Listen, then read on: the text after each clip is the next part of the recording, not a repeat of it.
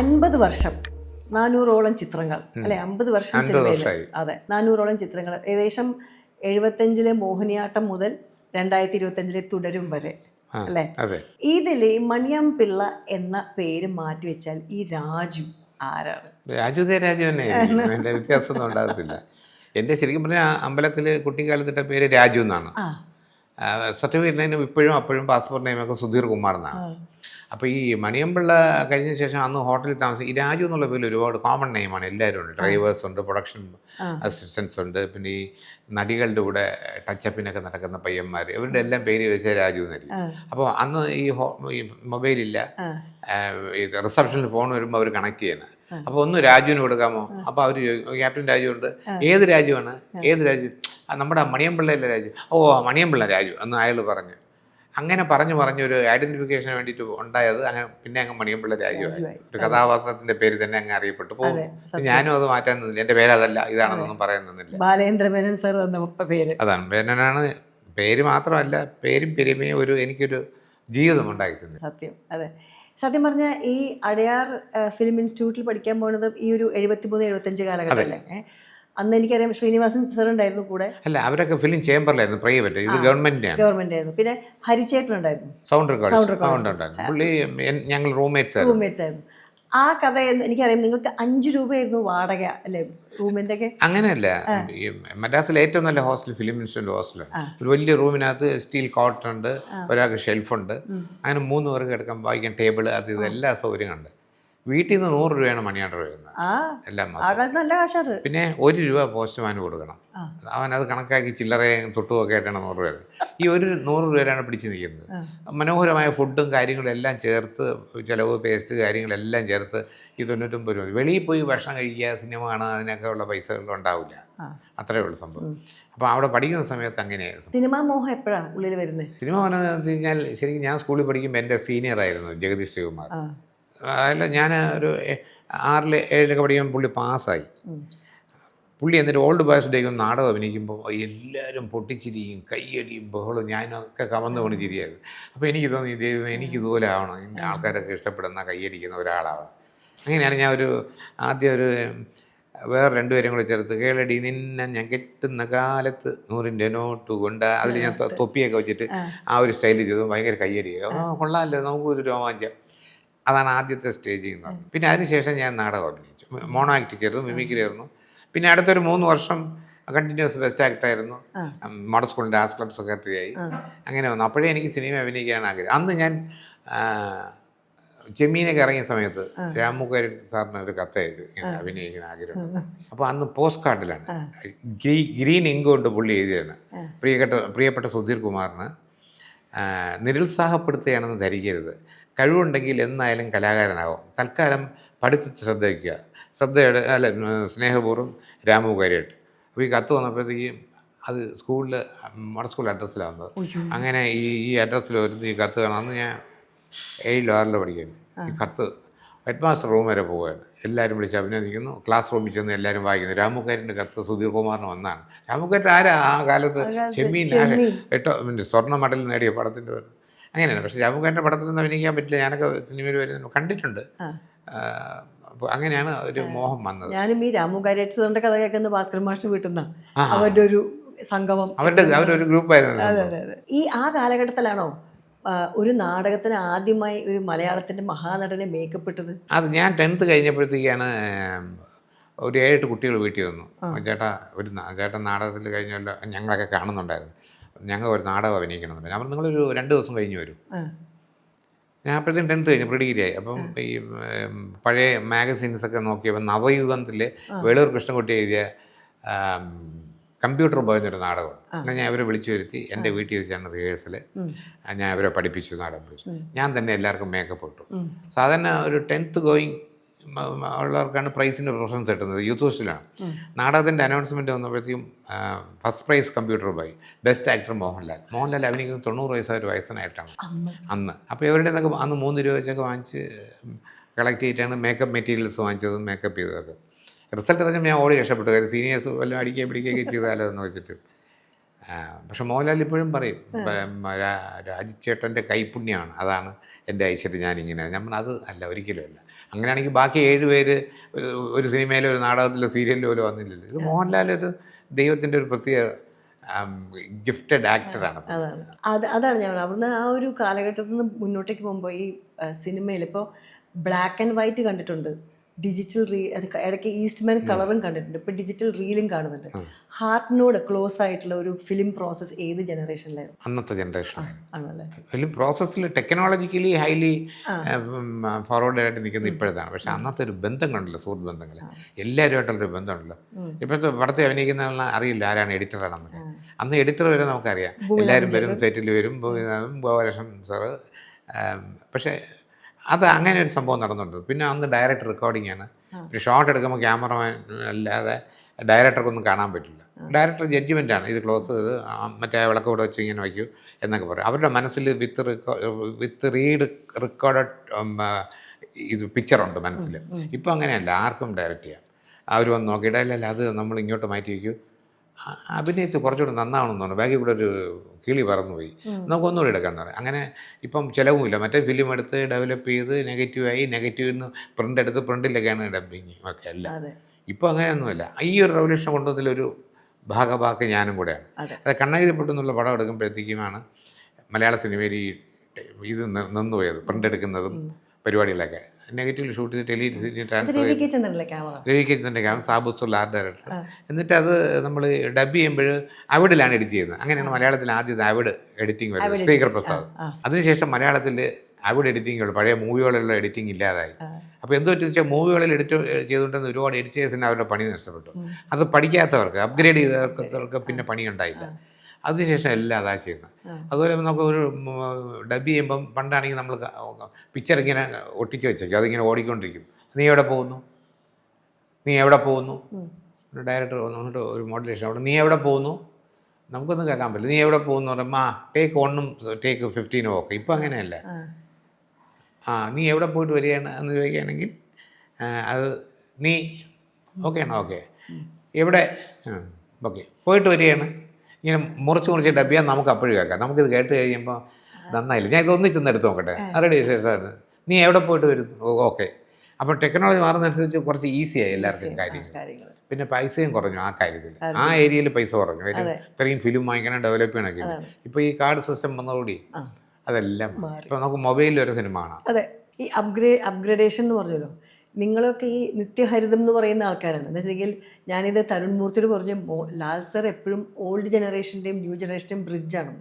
കാരണം ആ സീനുണ്ടല്ലോ, വിക്രം, പഴയ വിക്രമാണെന്ന് പറയുന്ന സീനിനെ ഒരു റിലേറ്റീവ് ചോദിച്ചത്, നിങ്ങളൊക്കെ അങ്ങനെയാണ്, പഴയ ജനറേഷനും പുതിയ ജനറേഷൻ എല്ലാവർക്കും നിങ്ങൾ രാജുവേട്ടനും മണിയമ്പിള്ള രാജുവും അല്ലെങ്കിൽ. അപ്പോൾ ഈ അപ്ഗ്രഡേഷൻ എങ്ങനെയാണ് ചെയ്തിരുന്നത് ഈ ഒരു പ്രോസസ്സിൽ, സിനിമാഭിനയത്തിലും പ്രൊഡക്ഷനിലും ഒക്കെ തന്നെ? നമ്മൾ അപ് ടു ഡേറ്റ് ആവണം, അപ്പോൾ അപ്ഗ്രേഡ് ആയിക്കോളും. അതെങ്ങനെയായിരുന്നു? അതിനൊരു സമയമോ കണ്ടെത്തി ആൾക്കാരുടെ സംസാരം? അല്ലല്ല, അത് നമ്മുടെ നാച്ചുറലി നമ്മുടെ കൂടെ അങ്ങ് വരുന്നതാണ് സംഭവം. നമ്മളൊരു സെറ്റിൽ ചെല്ലുമ്പോഴത്തേക്കും അവർ പറയുകയാണെങ്കിൽ ഇന്ന ലെൻസാണെന്ന് പറയുമ്പോൾ നമുക്കറിയാം ഇന്നതാണ് സംഭവം. അല്ലെങ്കിൽ നിങ്ങൾ ഇങ്ങോട്ട് വരുമ്പോൾ നമുക്കറിയാം. അല്ലെങ്കിൽ ഇവിടെ നിൽക്കുമ്പോൾ തന്നെ നമുക്കറിയാം ഇത് അന്നത്തെ മാതിരി ഉള്ള ലൈറ്റിംഗ് അല്ല. നമുക്ക് പണ്ടൊക്കെ ഷൂട്ടിങ് ലൈറ്റിനെടുത്താൽ അത് കഴിഞ്ഞ് കഴിഞ്ഞാൽ ഇവിടെ ഐസ് വയ്ക്കാറുണ്ട് ചൂടായിട്ട്, മിനി ബ്രൂട്ട് അങ്ങനെയുള്ള. ഇപ്പം വളരെ ലൈറ്റൊക്കെ ഉള്ള സോഫ്റ്റ് ഹോം ലൈറ്റ്സ് ഒന്നും ഒരു കുഴപ്പമില്ല. പിന്നെ ലേറ്റസ്റ്റ് ക്യാമറകൾ വളരെ ലൈറ്റ് ഇല്ലാതെയും നോർമലായിട്ട് സ്ട്രീറ്റ് സീൻസൊക്കെ ലൈറ്റപ്പ് ചെയ്യാതെയൊക്കെ എടുക്കാം. അപ്പോൾ ടെക്നിക്കലി ഒരുപാട് അഡ്വാൻസ്ഡ് ആയി. അന്ന് ലിമിറ്റഡ് അഡ്വാൻസ്. നമ്മുടെ പറയുന്നത് ഇത് പിന്നെ ഫിലിം കിട്ടുന്നില്ല, ബ്ലാക്കിലാണ് വാങ്ങിച്ചത്, ഈ ഡയലോഗ് തെറ്റിക്കരുത്, തെറ്റിച്ച് കഴിഞ്ഞാൽ പിന്നെ ഫിലിം ഇപ്പോഴും കോത്താരി ഫിലിം തരുന്നില്ല, ബുദ്ധിമുട്ടാണെന്ന് പറയും. അപ്പോൾ നമ്മുടെ മനസ്സിൽ ടെൻഷൻ ഡയലോഗ് കാണാതിരിക്കുന്ന മാത്രമല്ല, ഇത് ഓക്കെ അല്ലെങ്കിൽ ഫിലിം തീർന്നാൽ പിന്നെ വേറെ ദിവസത്തേക്ക് മാറ്റിയൊക്കെ. എനിക്ക് ഓർമ്മയുണ്ട്, ഞാൻ CDT വരയ്ക്കുമ്പോൾ ഹരിച്ചേട്ടൻ പറയും ചില ഈ സിനിമ സെറ്റിലെ കോമഡി പടമാണ്, 8 അടിക്കുള്ള കോമഡികൾ അതിൽ ചെയ്താൽ മതി. അത് പറയും. ഇപ്പം നമുക്ക് എത്ര ടേക്ക് ഓൺ എടുക്കാം. അതുകൊണ്ട് നമുക്ക് ആർട്ടിസ്റ്റ് മെൻ്റലി ഫ്രീ ആണ്. ക്യാമറ ഇടുമ്പോൾ ആ ഒരു ടെൻഷൻ ഇല്ല. എന്താണ്, അയ്യോ ഞാൻ കാരണം ഫിലിം പോകും, ഈ ഒരു ഷോട്ട് 400 അടിയാണ്, പോയ പ്രൊഡ്യൂസറിന് 10,000 രൂപ നഷ്ടമാണ് എന്നൊക്കെ അന്ന് ആലോചിക്കും. ഇപ്പം അതൊന്നുമില്ല. നമ്മൾ തന്നെ പറയും ഒന്നുകൂടി എടുക്കാൻ, അല്ലെങ്കിൽ കുറച്ചുകൂടി ബെറ്റർ ആക്കാന്ന് പറഞ്ഞാൽ അവർക്ക് സന്തോഷമാണ്. മറ്റത് വേണ്ട, ഈ ഉള്ളത് വെച്ച് ഓക്കെയോ മതിയാവും, ഇതിൻ്റെ വില അറിയില്ലേ എന്ന് പറയും. കുറേ ഇതിഹാസങ്ങൾ ഉയരുന്നതും കുറേ ട്രെൻഡുകൾ ചേഞ്ച് ചെയ്തും ചേട്ടൻ കണ്ടിട്ടുണ്ട്. ഏറ്റവും അധികം ആ ഒരു ചേഞ്ച്, ഒരു ട്രെൻഡ് ഇപ്പോഴും മാറണ്ടെന്ന് എന്തായിരുന്നു? ആത്മബന്ധങ്ങളിലാണ് എനിക്ക് ഏറ്റവും വലിയ സങ്കടം. അന്നൊക്കെ ഭയങ്കര ഒരു സുഹൃത്ത് ബന്ധവും മറ്റൊരാളുടെ കാര്യം ഞങ്ങളിരുന്ന് സംസാരിക്കുന്നത് ഹ്യൂമറാണ്. ഓരോ ഷോട്ട് കഴിയുമ്പോൾ ഇപ്പം 9 പേരുണ്ടെങ്കിൽ 9 ക്യാരവനിൽ പോയി കഴിയും. അന്ന് അങ്ങനെയല്ല, എല്ലാവരും കൂടെ വെളിയിൽ ബെഞ്ചോ കസേരയൊക്കെ ഉണ്ട്, അവിടെ ഇരുന്ന് വളർന്ന് ഓരോ തമാശകൾ, അല്ലെങ്കിൽ കഴിഞ്ഞ പടത്തിൽ ചെയ്ത കഥാപാത്രം ഇതിനകത്ത് നമുക്ക് ഇങ്ങനെ ചെയ്യാമല്ലേ, നിങ്ങൾ അങ്ങനെ ചെയ്യുമ്പോൾ ഒരു നല്ലൊരു ചർച്ചയും കാര്യങ്ങളൊക്കെ ഉണ്ട്. ഇപ്പോൾ അതെല്ലാം പോയി. ആ ട്രെൻഡാണ് ഏറ്റവും ഇപ്പോൾ എല്ലാവരും അവരവരുടെ വഴി അവർ അതങ്ങനെ സെലക്ട് ചെയ്തു. ഒരുമാതിരിപ്പെട്ട ആക്ടേഴ്സൊക്കെ ഞാനാണ് തുടങ്ങി വെച്ചതെങ്കിലും അവരവർ തന്നെ പ്രൊഡ്യൂസ് ചെയ്ത് തുടങ്ങി. അപ്പോൾ ഈ പ്രൊഡ്യൂസർ അസോസിയേഷനിൽ 400 പേരെ എടുത്തു കഴിഞ്ഞാൽ 400 പേരോളം ഉണ്ട് മെമ്പർഷിപ്പ്. അതിലെടുത്തു കഴിഞ്ഞാൽ ഒരു 390 പ്രൊഡ്യൂസേഴ്സും വെറുതെ ഇരിക്കുകയാണ്.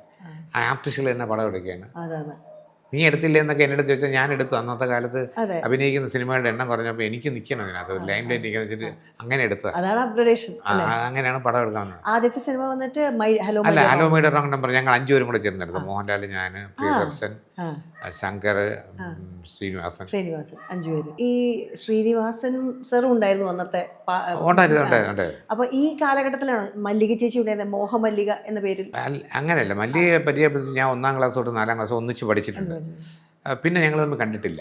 അവർ 4ാം ക്ലാസ്സിന് ശേഷം ഞാൻ കണ്ടിട്ടേ ഇല്ല. പിന്നെ ഞാൻ മദ്രാസിൽ അടയാർ ഇൻസ്റ്റിറ്റ്യൂട്ടിൽ നിന്ന് കഴിഞ്ഞ് ചാൻസലറായിട്ട് ഇങ്ങനെ അലയുന്ന സമയത്ത് മല്ലിക അവിടെ ഉണ്ടെന്നറിയാം, ഗംഗാ നഗറിലൊരു വീട്ടിൽ. അപ്പോൾ ഞാൻ അവിടെ ഒരു ഹസ്ബൻഡ് തൊട്ടൊക്കെ താമസിക്കില്ല. അപ്പോൾ ഞാൻ അവിടെ ഫോൺ ചെയ്തു. ഞാൻ പറഞ്ഞു ഇങ്ങനെ പഴയ സുധീർ കുമാറാണ്. അയ്യോ അതാണ് എനിക്ക് ഓർമ്മയുണ്ട്, ഭയങ്കര കുസൃതിയായിരുന്നില്ല എന്ന് പഠിക്കുന്നത്. അതെ ആ കുസൃതി ഒന്നും ഇപ്പോഴും മാറിയിട്ടില്ല. എനിക്ക് അഭിനയിക്കാൻ വേണ്ടി ഞാൻ ഓരോ സ്ഥലത്ത് ചെല്ലുമ്പോഴും തിക്ത അനുഭവങ്ങളും ബുദ്ധിമുട്ടും. അങ്ങനെ ശ്രീകുമാരൻ നമ്പി സാർ കണ്ടിന്യൂസ് ആയിട്ട് പടം എടുക്കുന്നുണ്ട്. പുള്ളി ഇവിടെ അശോക് നഗർ താമസമുണ്ട്. ഒന്ന് പോയി ശ്രീകുമാരൻ നമ്പി സാറിനെ പോയി കാണാൻ പറഞ്ഞു. അങ്ങനെ ഞാൻ എൻ്റെ ആൽബമൊക്കെ ആയിട്ട് പുള്ളിയെ പോയി കാണുന്നു. കണ്ടു കഴിഞ്ഞപ്പം പുള്ളി ആദ്യം ചോദിച്ചിട്ട് തൻ്റെ വീട്ടിൽ കണ്ണാടിയില്ലേ എന്നാൽ എനിക്ക് മൊത്തത്തിൽ ഒരു പോഷകാഹാരക്കുറവുണ്ട്. കാര്യം പൈസ ഇല്ലാത്തതുകൊണ്ട് രാവിലെ ഇഡലി, ഉച്ചയ്ക്ക് ഇഡലി, രാത്രി ഭക്ഷണമൊന്നുമില്ല, തീരെ. താൻ 2 കൊല്ലം തൻ്റെ അച്ഛനും അമ്മയും ദ്രോഹിച്ചു ഈ ഇൻസ്റ്റിറ്റ്യൂട്ടിൽ പഠിക്കാൻ. ഈ അടൂർ ബാസിയും പ്രേം നസീറും ബഹദൂറും തനിക്കൊരു ചുക്കും ചെയ്യാൻ പറ്റില്ല. താൻ ഇന്ന് വൈകുന്നേരത്തെ ട്രിവാൻഡ്രം മെയിലിന് വീട്ടിൽ പോകണം. തൻ്റെ എവിടെ താമസിച്ചത് ഞാൻ ഉമ്മാരാഴ്ച തൻ്റെ നമ്പറും തന്നിട്ടോ, അവിടെ ഹോട്ടലിലെ നമ്പർ കൊടുത്തു.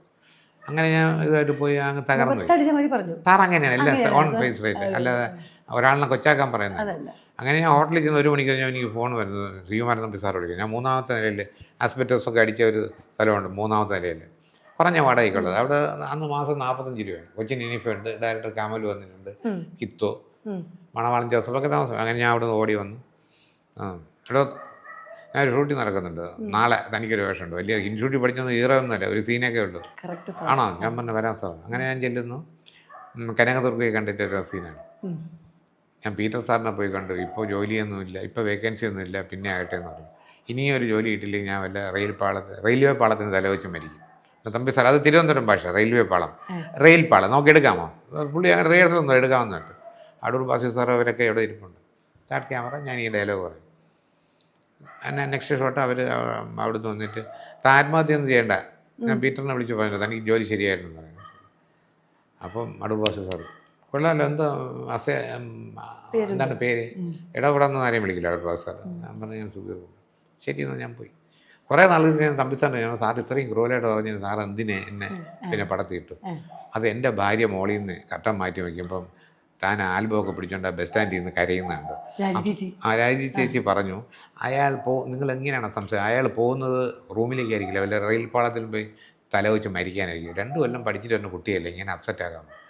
പുള്ളി പറഞ്ഞു ഞാനും പേടിച്ചു പോയി. ഞാൻ അങ്ങ് പറഞ്ഞു പോയി താൻ ആത്മഹത്യയായിരിക്കാൻ വേണ്ടിയിട്ട് പടത്തിൽ ഇല്ലാത്ത സീനാണ് പുള്ളി എഴുതി ഉണ്ടാക്കിയാണെന്നാണ്.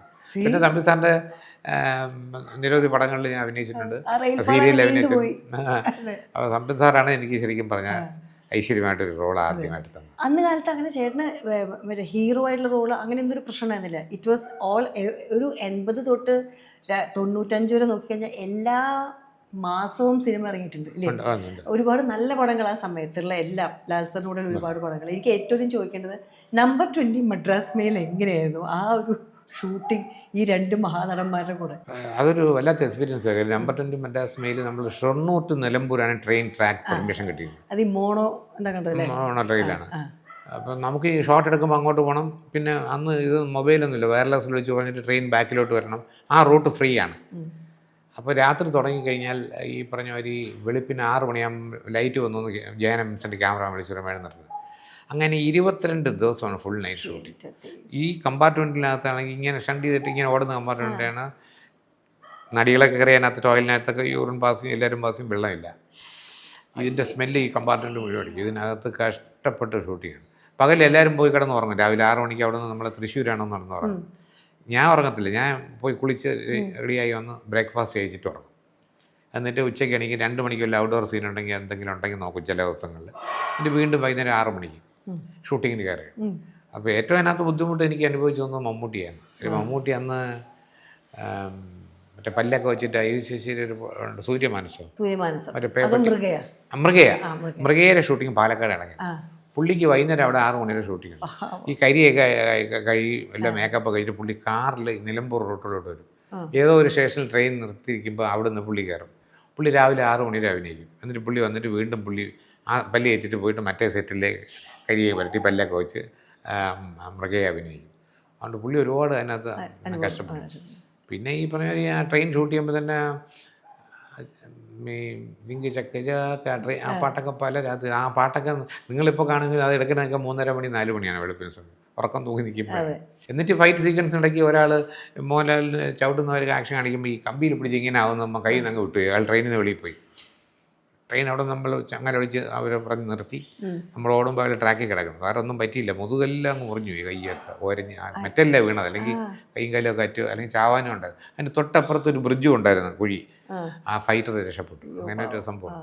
പക്ഷേ ഈ ഇത്രയും സമയം ഈ മദ്യപിച്ച് അഭിനയിക്കാൻ കഴിവുള്ള ഒരു ആ സീൻ ഒരു രക്ഷയില്ല. അത്രയും അത് നമ്മൾ സിനിമയിൽ അത് ഇപ്പം ഞാൻ മദ്യപിച്ചൊരു സീൻ അഭിനയിച്ചു. ഞാൻ മോഹൻലാലിട്ട് കമ്പയർ ചെയ്യല്ല.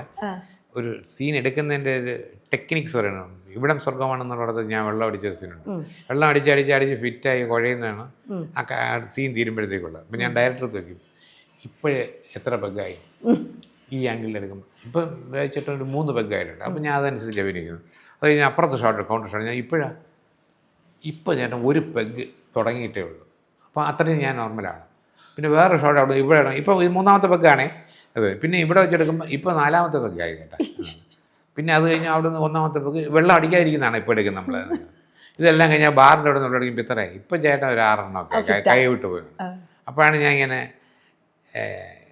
അമ്മയ്ക്ക് സ്കൂറി എൻ്റെ ചിക്കൻ ഫ്രൈ ഒന്നുമില്ല എന്നൊക്കെ ചോദിക്കുന്നില്ലേ, അതാണ് അപ്പോഴെടുക്കുന്നത്. അപ്പോൾ ഈ മോഹൻലാൽ അതിനകത്ത് അടിക്കുന്നത് ഞങ്ങളടിക്കുന്നതൊക്കെ എങ്കിലും ഞങ്ങൾ അത്ര ഫിറ്റ് ആവുന്നില്ല. ഞാൻ അത് കഞ്ഞിക്കുഴി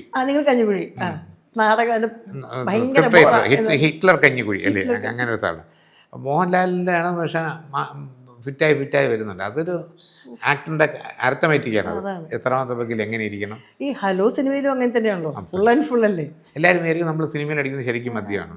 ഈ കട്ടൻ ചായ അല്ലെങ്കിൽ പെപ്സിയിൽ വെള്ളം ചേർത്തത് ഇത് തന്നെ. ഒരു ടേക്കൊക്കെ 6 ടേക്കൊക്കെ പോയാൽ 6 ഗ്ലാസ് കുടിക്കണം. മനസ്സിലായില്ല ഈ പെപ്സിയിൽ വെള്ളം ചേർത്ത് അല്ലെങ്കിൽ കട്ടൻ ചായയിൽ വെള്ളം ചേർത്ത്. എന്തെല്ലാം അല്ലേ ഒരു കഥകൾ. ഇത് അങ്ങനത്തെ ഒരു ട്രെയിൻ ജേണിയിലല്ലേ ഒരിക്കൽ ചേട്ടൻ മദ്രാസിലേക്ക് ഒരു സിനിമ അഭിനയിക്കാൻ പോകുമ്പോൾ കൊല്ലത്തുനിന്ന് ഒരാൾ കയറിയതും ഭക്ഷണം തന്നതും. അതെ ഞാൻ കൊല്ലത്ത് കട്ടുറുമ്പിനും കാതുകുത്തുന്നൊരു പടത്തിൽ നായകനാണ്. അപ്പോൾ ഷൂട്ടിങ് കഴിഞ്ഞാൽ എന്നെ വിടുകയാണ്. തീർന്നപ്പോഴത്തേക്കും ഏതാണ്ട് ഒരു 1:30-2 മണിയോളമായി. മേക്കപ്പ് പോലും വെച്ചിട്ട് ഞാൻ ഓടി വന്ന് ട്രെയിനിൽ കയറി. അപ്പോൾ അതിനകത്ത് നിന്നപ്പോൾ എനിക്കങ്ങ് വിശന്നു. എനിക്ക് അപ്പോഴും വിശന്ന് കഴിഞ്ഞാൽ കൈ വറയ്ക്കാൻ സമയം. ഭക്ഷണം ഭയങ്കര അത് അന്ന് ബുദ്ധിമുട്ടുന്ന സമയത്ത് ഞാൻ ഒരു ഇഡ്ഡലിയെങ്കിലും വാങ്ങിച്ച് കഴിക്കും. എനിക്ക് കൈ വറയ്ക്കും. അങ്ങനെ എൻ്റെ ഒരു പരിവേഷം കണ്ടിട്ട് ചെറുപ്പക്കാരൻ ചോദിച്ചു ഇങ്ങനെ രാജേട്ടനല്ലേ ഇങ്ങോട്ട് പോകുന്നു. ഞാൻ മദ്രാസിലൊരു ഷൂട്ടിങ്ങിൽ പോകണം. എന്തുമല്ല എനിക്ക് വിശം സഹിക്കാൻ പറ്റില്ല. ഇനിയിപ്പം കോട്ടയത്തെ ഫുഡ് കിട്ടത്തില്ല. ഒരു സെക്കൻഡ് അയാൾ പെട്ടി തുറന്നിട്ട് ഒരു പൊതിയുണ്ട്. ഇത് എൻ്റെ അമ്മ എനിക്ക് രാത്രി കഴിക്കാൻ തന്നതാണ്. ആടിൻ്റെ ബ്രെയിൻ ഫ്രൈയും 3 ചപ്പാത്തി. ഞാനത് മുഴുവൻ കൊതിയോടെ കഴിച്ച് എന്നെക്കാളും കൊതിയോടെ അയാളെ നോക്കിക്കൊണ്ടിരിക്കുന്നുണ്ട്. അയാളെ നൈറ്റ് ഫുഡല്ലേ വരും കഴിച്ച്. ഞാൻ ഇവിടെ പോകുന്നു, മദ്രാസിലോട്ട് പോകണം. ഒരു സിനിമയിൽ ഒരു ചെറിയ വേഷം കിട്ടിയിട്ടുണ്ട്, തമ്പി കണ്ണൻ. അതിൽ അഭിനയിക്കാൻ വേണം. ഞാൻ ചോദിച്ചു എന്താ പേര്? എൻ്റെ പേര് സുരേഷ് ഗോപി. അങ്ങനെ സുരേഷ് ഗോപി പരിചയപ്പെടുന്നത്. അദ്ദേഹത്തിനുള്ള ബന്ധം എങ്ങനെയായിരുന്നു? പിന്നെ നല്ല സുഹൃത്ത് ബന്ധമായിരുന്നു. പിന്നെ ഈ സുരേഷ് ഗോപിയുടെ ഒരു അനിയ ഓടിച്ചുകൊണ്ട് വന്നൊരു കാർ ആക്സിഡൻ്റാണ് മകൾ മരിക്കുമ്പം വേറെ മുറിവൊന്നുമില്ല, പക്ഷെ ബ്രെയിൻ ഡാമേജ് ആയിരുന്നു. അങ്ങനെയാണ് മരിച്ചത്. അതിനുശേഷം പിന്നെ സുരേഷ് ഗോപി ബ്രെയിൻ കഴിച്ചിട്ടേ ഇല്ല, ജീവിതത്തിൽ കഴിച്ചിട്ടില്ല. അതൊക്കെ വലിയ പ്രിൻസിപ്പിളുള്ള ആളാണ്. മാത്രമല്ല ആ മഞ്ഞ നിറം ഇഷ്ടമാണെന്ന് എപ്പോഴും പറയും ആ മോളൊക്കെ. അത് ആ മരിച്ചത് കൊണ്ടുപോകുമ്പോഴത്തേക്ക് അതിനൊരു മഞ്ഞ ഫ്രോക്ക് കൊണ്ടുകൊടുത്തത് ഞാനും ഇന്ദിരയും കൂടെ ആയിരുന്നു. അതാണ് അതിന് അവസാനം ഇട്ട ഡ്രസ്സൊക്കെ. അങ്ങനെ ഒരു കണക്ഷൻ ഉണ്ട്. ഈ കൂടെയുള്ള ഫ്രണ്ട്സ് എല്ലാവരും തന്നെ മന്ത്രിമാരായിട്ടും എം പിമാരായിട്ടൊക്കെ നിൽക്കുമ്പോൾ MLA അതെ, താങ്കൾക്ക് പൊളിറ്റിക്സിൽ അങ്ങനെ ഒരു ആഗ്രഹം ഉണ്ടായിരുന്നില്ലേ? ഞാൻ വൈസ് പ്രസിഡന്റ് ആയില്ലേ ഓ ശരി, അമ്മയുടെ. അതുപോലെ അത് ഇലക്ഷൻ കറക്റ്റ്. അതെ, അത് ഇലക്ഷനായിരുന്നു. എൻ്റെ ജീവിതത്തിൽ ഇങ്ങനെ ഇന്ത്യൻ പ്രസിഡന്റോ അല്ലെങ്കിൽ വൈസ് പ്രസിഡന്റോ ആണെന്നുള്ള ഒരു വിധി ഉണ്ടായിരുന്നു ജാതകത്തിൽ. അത് അമ്മയുടെ വൈസ് പ്രസിഡന്റ് ആയതോടെ ആ യോഗം കഴിഞ്ഞു, ഇനിയില്ല, ആ യോഗം തീർന്നു പോയി. അതെ, ഞാൻ ചേട്ടൻ്റെ മകൻ്റെ കല്യാണത്തിന് വന്നപ്പോൾ ഇതുവരെ ഞാൻ ഒരിക്കലും സച്ചിൻ്റെ രണ്ടാമത്തെ ആളെ എനിക്ക് വരാൻ പറ്റിയില്ല. അന്ന് എനിക്ക് ഓർമ്മയുണ്ട് ചേട്ടൻ്റെ ആ ഭക്ഷണം ഒക്കെ. അപ്പൊ എന്നോട് അന്ന് ഞാൻ കാർത്തികയുടെ മോന്റെ കല്യാണം, അപ്പൊ ഞാൻ സ്റ്റേജിൽ കയറി വന്നപ്പോൾ ചേട്ടൻ പറഞ്ഞു, ദേ എൻ്റെ ഇവിടുന്ന് ഭക്ഷണം കഴിച്ചിട്ട് പോകണം, പല ഭാഗത്തും കേരളത്തിലുള്ള ഭക്ഷണമാണോ സ്റ്റേജിൽ കയറുമ്പോൾ തന്നെ ചേട്ടൻ പറഞ്ഞു. ഞാൻ ഭക്ഷണം കണ്ടപ്പോൾ ഞാൻ ആലോചിച്ചു, എൻ്റെ ജീവിതത്തിൽ കണ്ടിട്ട് പോയതെന്ന് അറിയാതെ അറിയില്ല, അങ്ങനെയായിരുന്നു. അപ്പോൾ എന്നോട് ഹരിച്ചേട്ടൻ പറഞ്ഞൊരു കാര്യമുണ്ട് അതിന്, അതായത് സൗണ്ട് റെക്കോർഡിസ്റ്റ്, അതായത് രാജുവേട്ടൻ്റെ എല്ലാ സിനിമാ സെറ്റിലും ഭക്ഷണം പ്രധാനമാണ് ആയിരുന്നു. അങ്ങനെ അത് ഞാനൊക്കെ സിനിമ അഭിനയിക്കുന്ന കാലത്ത് 75-76 ആ കാലഘട്ടത്തിൽ ഡിസ്ക്രിമിനേഷൻ ഉണ്ടായിരുന്നു ഫുഡിൻ്റെ കാര്യത്തിൽ. ഹീറോസിന് മാത്രം ചിക്കൻ ഫ്രൈ അത് ഇത്, അതിൻ്റെ താഴെയുള്ള നമ്മളെപ്പോഴുള്ളവർക്ക് എന്തെങ്കിലും ഒരു ബീഫ് കറി, എന്തെങ്കിലും ഒരു കറി. എനിക്ക് ഏറ്റവും സങ്കടം യൂണിറ്റ് ബോയ്സ് ഇല്ലേ, ലൈറ്റ് ബോയ്സിനൊക്കെ, അന്നങ്ങനെ ബോയ്സ് എന്ന് പറയാം, അവർക്കൊക്കെ ഈ ഇലകളിങ്ങനെ കോർത്ത് വരണമുണ്ടല്ലോ മദ്രാസിൽ, ആ ഇലയിൽ കോർത്തതിനകത്ത് ഒന്നിൽ തൈര് സാദം, ഒന്നിൽ സാമ്പാർ സാദം, അല്ലെങ്കിൽ പുളിയോദര, അല്ലെങ്കിൽ ടൊമാറ്റോ റൈസ്. ഇവരിത് കഴിക്കുന്നതാണെന്ന് സങ്കടം വരും. പിച്ചക്കാരിന്ന് കഴിക്കുന്നതായിരിക്കും താഴെ. അപ്പോൾ ഞാൻ വിചാരിച്ചിട്ടുണ്ട്, ഞാൻ എന്തെങ്കിലും സ്വപ്നത്തിൽ പോലും ഇല്ല, എന്തെങ്കിലും പടം എടുക്കുകയാണെങ്കിൽ ഹീറോ കഴിക്കുന്ന ഫുഡായിരിക്കും ഇവർ കഴിക്കുന്നത്. ഞാൻ പലയിടത്തും പറഞ്ഞിട്ടുണ്ട്, അത് ഞാൻ ശീലിച്ചിട്ടുണ്ട്. ഇപ്പം അതൊരു നല്ലൊരു കൈപുണ്യമുള്ള ആളാണ് എന്നെ മെസ്സ് നടത്തുന്ന മോഹൻ എന്നുള്ള എൻ്റെ പടത്തിൻ്റെ. അയാൾ ഞാൻ പറയും ബഡ്ജറ്റ് നോക്കരുത്, ഇതിനകത്ത് മറ്റുള്ള പടങ്ങളിൽ നിന്നും 10-15 ലക്ഷം രൂപ കൂടുതലാകും, പക്ഷേ ഇത് എല്ലാവരും സന്തോഷമായിട്ട് പോകും. അതുപോലെ എല്ലാവരുടെയും അക്കോമഡേഷൻ, എല്ലാവരുടെയും പൈസ എല്ലാം വളരെ കൃത്യമായിട്ട് ഞാൻ ചെയ്യും. അതൊരു സന്തോഷമാണ്. ജോലി കഴിഞ്ഞ് വന്നിട്ട് കൊതുകടിയും കൊണ്ട് ഇങ്ങനെ കിടക്കുക, ഒരു AC റൂം, അവർ സുഖമായിട്ട് ഉറങ്ങട്ടെ, രാവിലെ ജോലിക്ക് വരേണ്ടേ. ചിലരുണ്ട്, ചില മുതലാളിമാർ ഇവിടുന്ന് തിരുവനന്തപുരം നിന്ന് കണ്ണൂർ ഒരു വണ്ടി പോകും, എന്നിട്ട് നമുക്ക് നാളെ രാവിലെ മംഗലാപുരത്ത് പോകാനാണ്, ശരി എന്ന് പറഞ്ഞിട്ട് അവർ AC റൂമിൽ കിടക്കും. ഇത്രയും കഷ്ടപ്പെട്ട് ഉറങ്ങി ഓടിച്ചു വന്ന ആളൊന്ന് ഉറങ്ങണ്ടേ. അയാൾക്ക് AC റൂം കൊടുക്കില്ല, സാധാരണ കൊണ്ട് അയാൾ ആ വണ്ടിയുടെ ബാക്ക് സീറ്റിൽ കിടന്നുറങ്ങും. അയാൾ രാവിലെ പല്ലി വെച്ച് അവിടെ നിന്ന് ഏതെങ്കിലും ലോക്കൽ അവിടുത്തെ ബാത്റൂമിൽ നിന്ന് കുളിച്ച് വരും. അതല്ല, അയാൾക്ക് കംഫർട്ടബിൾ സ്ലീപ്പിന് റൂം എടുത്ത് കൊടുക്കുന്ന അയാൾ നാളെ രാവിലെ ഫുള്ള് എനർജിയിൽ ഫ്രഷ് ആയിട്ടോ. അയാൾ ഉറക്കം തൂങ്ങിയാൽ ഈ വിറ ഇരിക്കുന്ന മുതലാളി ചാവുന്നുള്ള കാര്യം അവരറിയുന്നില്ല. ആ 1000 രൂപയുടെ ലാഭം നോക്കും, അത് നോക്കാതിരിക്കണം. Very good. ഏറ്റവും അധികം താങ്കളെ ചാലഞ്ച് ചെയ്ത ഡയറക്ടർ ആരാ? എന്നെ ചലഞ്ച് ചെയ്ത ഡയറക്ടർ പ്രിയദർശൻ്റെ പേര് പറയാതിരിക്കാൻ പറ്റില്ല. ആ പടത്തിനകത്ത്, അതായത് മിന്നാരം എന്നുള്ള പടത്തില്ലേ, മല എന്ന് പറയുന്നില്ലേ, അത് ഞാൻ സെറ്റിൽ ചെല്ലുമ്പോഴത്തേക്കും പുള്ളി ഒരു ബോർഡ് അസിസ്റ്റൻ്റായിട്ട് വന്നിട്ട് ചെവിരിൽ അങ്ങനെ ഫേൺ ഹിൽ പാലസിൻ്റെ ചെവിരിൽ വെച്ചിട്ട് പുള്ളി ഇങ്ങനെ ഒരു ഗുരാന്ന് എഴുതുന്നു. 10 പേജ് അസിസ്റ്റൻ്റായിട്ട് പറഞ്ഞാൽ ഒരു കോപ്പി എടുത്തോണ്ടാണ്. അയാൾ കോപ്പി എടുത്തുകൊണ്ട് കൊടുത്ത് പറഞ്ഞു, നീ ഇത് പ്രോംപ്റ്റിംഗ് ഇല്ല, ഒന്നുമില്ല, ഇത് ഒറ്റ ഷോട്ടിൽ ചെയ്യേണ്ടതാണ്, അതിനാണ് നിന്നെ ഇത്രയും പൈസ ഒന്നും ബുക്ക് ചെയ്യുന്നത്, ഉച്ചയ്ക്ക് ശേഷം എടുക്കുകയുള്ളൂ, പോയിരുന്നു പഠിക്കുക. എൻ്റെ എല്ലാ കോമഡികളും അസ്തമിച്ചു, എല്ലാം നിന്നു. ഞാനൊരു കോസ്റ്റ്യൂമിൻ്റെ മുറിയിൽ ഒരു വെഴുപ്പിൻ്റെ ബാഗ് ഇരുന്നത് കാണാതെ പഠിക്കുന്നത്, അന്ന് എടുത്തില്ല. ഞാൻ പോയി റൂമിൽ കിടന്നുറങ്ങി. രാത്രി ഞാൻ ടോയ്ലറ്റിൽ പോകാൻ വാഷ്റൂമിൽ പോകാൻ എണീക്കുമ്പോഴത്തേക്ക് ഇതെടുക്കും, വീണ്ടും 2 പ്രാവശ്യം വായിക്കും, പിന്നെയും കിടന്നുറങ്ങും. അത് കഴിഞ്ഞാൽ അങ്ങനെ രണ്ടാമത്തെ ദിവസം ചെന്നിരിക്കുന്നു, ഉച്ചയ്ക്ക് എടുക്കും. അത് ചുമ്മാ ഒരു മെൻ്റൽ ടോർച്ചറിങ് ആയിരുന്നു, എടുത്തില്ല. 4-ാമത്തെ ദിവസം ഞാൻ പറഞ്ഞു, ഞാൻ എൻ്റെ വെയിറ്റ് കുറഞ്ഞു, ഞാൻ വീട്ടിൽ പോവാണ്, എനിക്ക് പറ്റുന്നില്ല ഇതൊന്നും എടുക്കാണ്ട്. പ്രിയന് മനസ്സിലായി, ഞാൻ ആകെ അങ്ങനെ ആ ഷോട്ടിൽ എല്ലാവരും ഇല്ല. നിലയൻ ചേട്ടനുണ്ട്, ശോഭനുണ്ട്, മോഹൻലാലുണ്ട്, ശങ്കരാടി ചേട്ടനുണ്ട്, വൻ ഗ്രൂപ്പ് നിൽക്കുമ്പോൾ ഞാൻ ഒറ്റയ്ക്ക് പറയല്ലേ, കോട്ടയത്ത് അന്ന് എത്ര നാൾ കല്യാണം കഴിച്ച ശാന്തിനും പൊട്ടിനും ഒറ്റ ശ്വാസത്തിൽ പറയില്ല. ആ ഫസ്റ്റ് ഷോട്ട് ഒക്കെ ആയിരുന്നു, ഭയങ്കര ക്ലാപ്സ് ആയിരുന്നു. എല്ലാവരും പറയുന്ന ഒരു പ്രസവിച്ച സുഖം എന്നൊക്കെ പെണ്ണുങ്ങൾ പറയില്ലേ, അതേമാതിരി ഭയങ്കര ആശ. പ്രിയൻ്റെ ഞാൻ ഏറ്റവും കൂടുതൽ സിനിമ അഭിനയിച്ചിട്ടുള്ളത് പ്രിയദർശൻ ജോഷി സാറിൻ്റെ പടമാണ്. 38 സിനിമ അഭിനയിച്ചിട്ടുണ്ട്. പ്രിയൻ്റെ തന്നെ ഒരു 30 പടത്തിനകത്ത് അഭിനയിച്ചിട്ടുണ്ട്. പിന്നെ പ്രിയ ഹിന്ദിയിലൊക്കെ പോയപ്പോഴത്തേക്ക് നമുക്ക് അടിയായിപ്പോയി. ഹിന്ദി നമുക്ക് പറ്റൂല.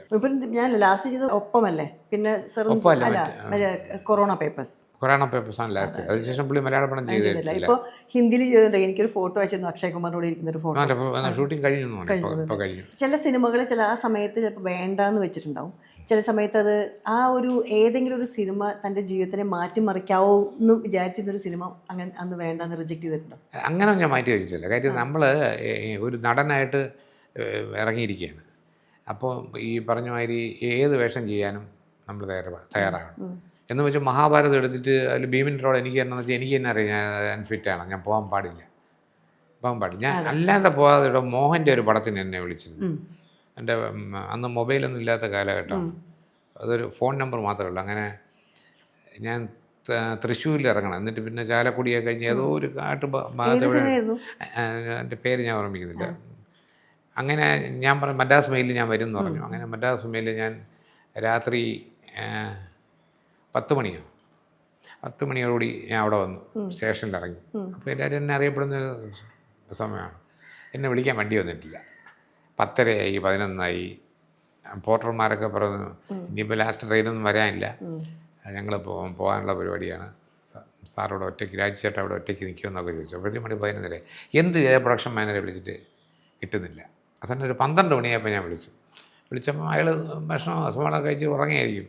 12 മണി അടുക്കാറായി, 11:30 അപ്പോഴും ഫോൺ എടുക്കുന്നില്ല. ബെല്ലടിക്കുന്നുണ്ട്. അയാൾ താമസിക്കുന്ന ഏതോ ഒരു ലോഡ്ജ് ഹോട്ടലിൻ്റെ നമ്പറാണ്, കിട്ടുന്നില്ല. അപ്പോൾ തന്നെ ഫോൺ കട്ട് ചെയ്തു, വെളിയിലിറങ്ങി ഒരു ടാക്സി അറേഞ്ച് ചെയ്തു. ഞാൻ നേരെ എറണാകുളത്ത് വന്നു, അവിടെ റൂമെടുത്ത് താമസിച്ചിട്ട് പിറ്റേ ദിവസം രാവിലെ ഞാൻ ട്രിവാൻഡ്രത്ത്. പിറ്റേന്ന് രാവിലെ ഷൂട്ടിംഗ് റെഡി ആയപ്പോൾ മോഹൻ സാർ ചോദിക്കുന്നുണ്ട് അത് എവിടെയെന്ന് ചോദിച്ചപ്പോൾ അത് വന്നിട്ട് പോയി. അങ്ങനെ ഞാൻ ഇങ്ങനൊരു ട്രിക്ക് അവിടെ നടന്നുകൊണ്ട് ഞാൻ പോയില്ല. അയാൾ മറന്നുപോയതോ എന്തോ, അല്ലെങ്കിൽ നമുക്കൊരു വില തരാത്തതാണോ, അങ്ങനെയുള്ള ഞാൻ പോയത്. നമുക്ക് വിലയില്ലാത്തൊരു സ്ഥലത്ത് നമ്മൾ പോകാൻ പാടില്ല. അതെ, പ്രൊഡ്യൂസർ ആകുമ്പോഴേ ഒരു ഭാഗത്ത് നമുക്ക് സ്ട്രാറ്റജി ആണല്ലോ, ഈ പടം എത്ര സമയത്ത് തീർക്കണം, എങ്ങനെ കോസ്റ്റ്. എന്നാൽ താങ്കൾ ആക്ട് ചെയ്യുമ്പോൾ താങ്കളിൽ ക്രിയേറ്റിവിറ്റി ഉണ്ട്.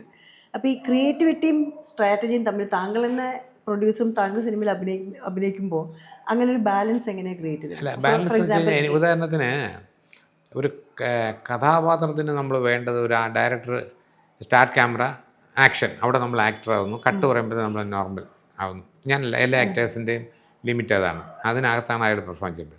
ബാക്കിയുള്ള സമയം മുഴുവൻ അയാൾ ആ കഥാപാത്രമായിട്ടിരിക്കുകയും കരഞ്ഞുകൊണ്ടിരിക്കുകയും ഫൈറ്റ് ചെയ്തുകൊണ്ടിരിക്കുകയും ചെയ്യേണ്ട, അയാൾ ഫ്രീ ആണ്. പക്ഷെ പ്രൊഡ്യൂസർ എന്ന് പറഞ്ഞാൽ അതിനകത്തൊരു പാഷനുണ്ട്. ഞാനാണെങ്കിൽ ലൊക്കേഷൻ കാണാൻ പോകും, ഞാൻ തന്നെയായിരിക്കും ഹോട്ടൽ റൂമൊക്കെ ഫിക്സ് ചെയ്യുന്നത്, ഞാൻ തന്നെയാണ് മെസ്സ് അറേഞ്ച് ചെയ്യുന്നത്, എല്ലാവരും ബുക്ക് ചെയ്യുന്നത് ഞാൻ തന്നെ വിളിക്കും. പ്രൊഡക്ഷൻ മാനേജറെ വിളിപ്പിച്ച് പറഞ്ഞ് നമ്മളൊരു ഡിസ്കൗണ്ട് ചെയ്തെന്നിരിക്കട്ടെ, അയാൾ പിന്നെ എടുക്കുന്ന അവിടെ ഞാൻ മണിയമ്പിളനാന്ന് കൊടുത്തത് 150 രൂപയില്ലെന്ന് പറഞ്ഞോളെ. അതുകൊണ്ട് പ്രൊഡ്യൂസറുമായിട്ട് നേരിട്ട് സംസാരിച്ച് ചിലപ്പോൾ ഫ്രീ ആയിട്ട് അഭിനയിക്കുന്നത്. അപ്പോൾ ഞാൻ തന്നെ എല്ലാം ഡീൽ ചെയ്യും, എല്ലാ കാര്യങ്ങളും ഡീൽ ചെയ്യും. പിന്നെ ഷൂട്ടിംഗ് സ്ഥലത്ത് വെളുപ്പിന് 6 മണി വരെയാണ് ശരി തന്നെ ഞാൻ നിൽക്കും. എനിക്ക് ഉറക്കം വന്നാൽ ആ സെറ്റിൽ തന്നെ ഞാൻ ഒരു കസേരയിലിരുന്ന് ഉറങ്ങും. പക്ഷേ അത് പൈസ ലാഭിക്കാനോ പടം അടിച്ചു തീർക്കാനോ അല്ല, എൻ്റെ ഒരു പാഷനാണ്. അതുപോലെ ഡബ്ബിങ് മുഴുവൻ, എഡിറ്റിംഗ് റൂം എനിക്ക് ഭയങ്കര ഇഷ്ടമുള്ള ഏരിയയാണ്. അവിടെ ഇരിക്കും, റീ റെക്കോർഡിങ്, ഇതിൻ്റെ സെൻസറിങ് വരെ. അത് കഴിഞ്ഞ് പിന്നെ പടത്തിൻ്റെ പ്രൊമോഷനായി ഓടാത്തൊക്കെ ബാക്കി വേണം. അപ്പോൾ ഇതിൻ്റെ കൂടെ നിൽക്കുന്നത് എൻ്റെ ഒരു പാഷനാണ്. ഒരുപാട് പ്രൊഡ്യൂസേഴ്സ് അമേരിക്കയിലും റഷ്യയിലും ഒക്കെ ഇതിൻ്റെ പൈസ അയക്കും. അവരിതിൻ്റെ ഒന്നും അറിയില്ല, ഇതൊന്നും എന്താ പറയുക, ഇതിനൊരു മെറ്റമോർഫിസിസ് ഉണ്ട്. ഒരു സ്ഥലത്ത് നിന്ന് ഒരു സിനിമ ആകുന്നവരാണ്, ആ ജേണിയിൽ നിന്ന് അവരുണ്ടാവുകയില്ല.